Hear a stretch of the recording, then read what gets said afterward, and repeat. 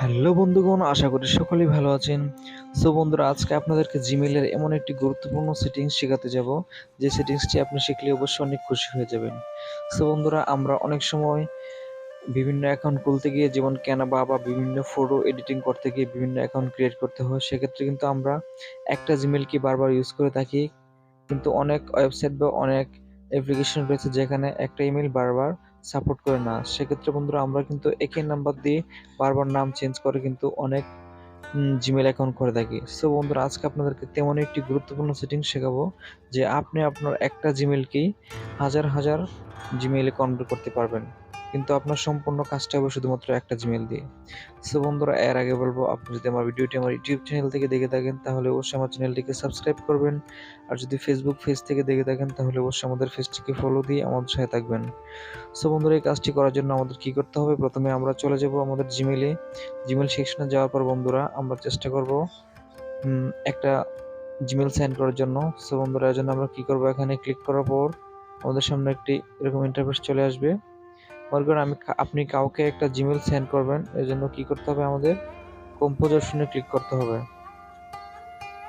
So বন্ধুরা, এখানে compose option রয়েছে, আমরা কম্পোজ অপশনে ক্লিক করলাম।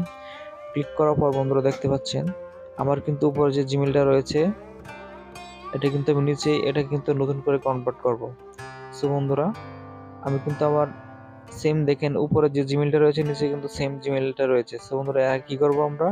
আমার যে এখানে @gmail এর আগে যে একটা সংখ্যা রয়েছে, বা @এর আগে যে অপশনটা রয়েছে, আমরা জাস্ট এখানে একটা প্লাস আইকন দেব। প্লাস আইকন দিয়ে বন্ধুরা, আপনি এখানে আপনার যা মন চায় তা লিখবেন। যেমন আমি লিখলাম বিআইপি।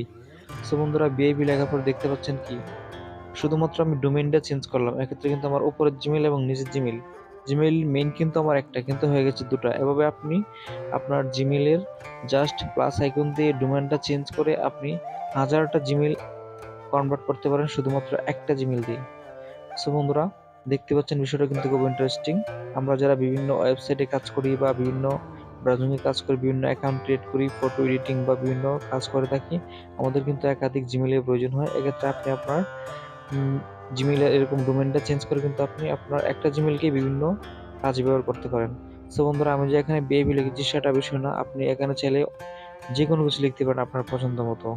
সো বন্ধুরা, এভাবে আপনি আপনার জিমেইলের ডোমেইনটা চেঞ্জ করে অনেকগুলো কাজ করতে পারবেন। সো বন্ধুরা, এটা ছিল আজকের সেটিং।